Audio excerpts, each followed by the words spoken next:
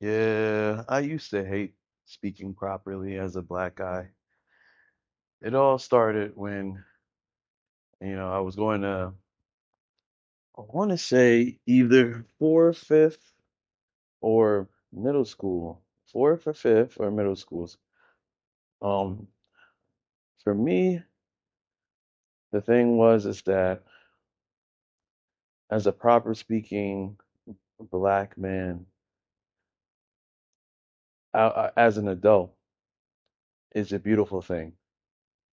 It's a gift because I've noticed that there's a lot of African Americans that fit a certain stereotype and narrative, and maybe they are unaware, but it holds them back.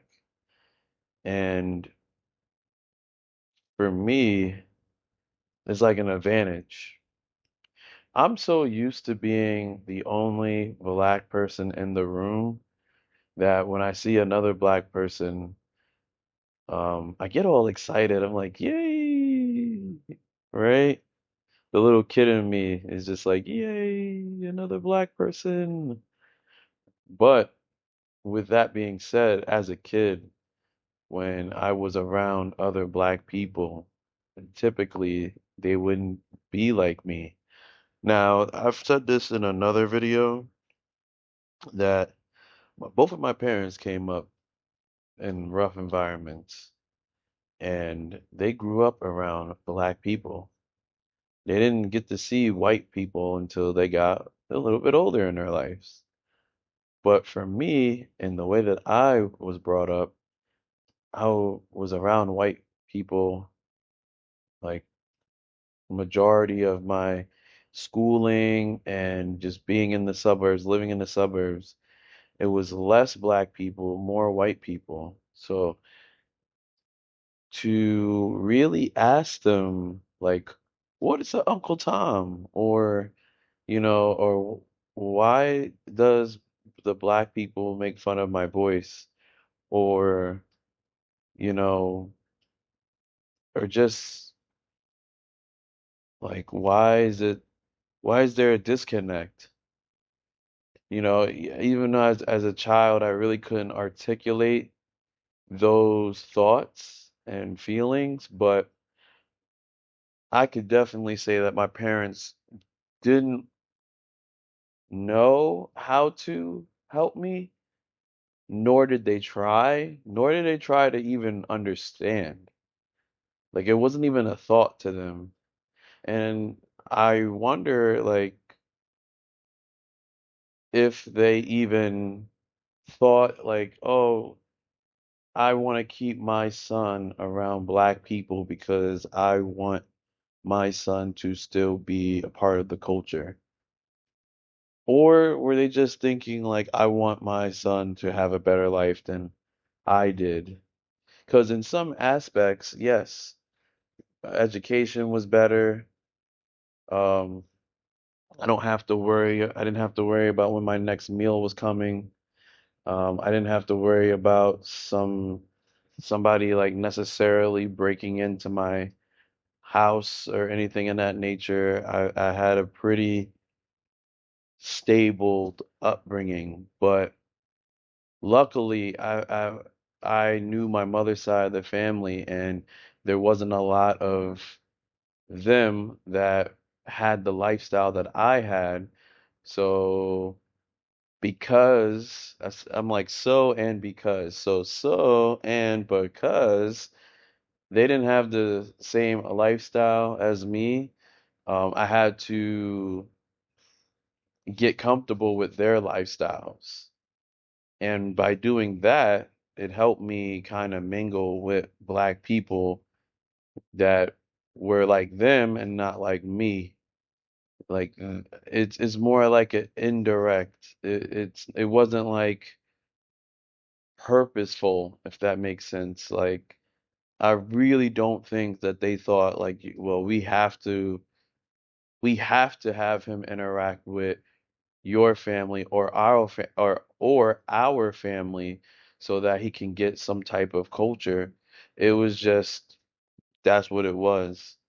Like I know in retrospect now, like if I was to have a child and I know that I want my child to live better than me, I know that most of the time not going to be in the hood, or they're not going to be around certain dialogue, and they're going to be around different shit. Long story short, they're going to be around different shit, and with that shit it comes separation from the black culture. But I want to be able to give them that still. I don't, and I feel like the internet, in some weird way, the internet has made the world smaller and allowed people to kind of adopt this black culture. It's like black culture is now like the internet, which is, I don't think that's really a wild take, but at the same token, um, I really believe it's true. Just like how gay white men want to sound like black women, like, but anyway,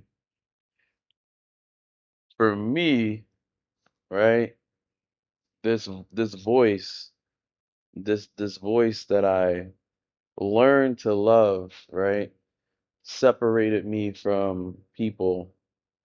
And I think that also contributes to my monotone tone. I don't know how else to really say that. Unfortunately, but fortunately for me, I've learned to love my monotoned voice. But at the same time, I wonder what life would have been if I was just accepted. Would I have more life, more feelings in my tone? Would I, you know, would I've loved my voice a little bit more? Because I even every day that I speak, I'm learning to love it and appreciate it, pronunciate my words. Like, I feel like there's people that won't understand about code switching unless you're from like the islands, like if you're a Caribbean, like you might have an idea of what code switching is, being able to speak in your dialect and then be able to speak to others in theirs. But even code switching just off the strength of, all right, you speak properly, but when you go downtown, now you got to have some slang, you know? And some people don't even understand that. Some people will never understand that. And that's why I bring up the internet, because the internet allows everybody to have like this slang. But where did this slang come from? Usually slang comes from like hip hop nowadays, but even if you want to take it before hip hop, like usually most slang comes from like an enslaved culture, like the population communicating with each other, so that the superior race or person, wouldn't be able to understand what they were saying. So yeah, this took a little bit of a detour from what I originally was talking about, but I think this is good, and it got deep. It got a little deep, y'all. But yeah, yeah. Um, I want to end it there. I want to end it there.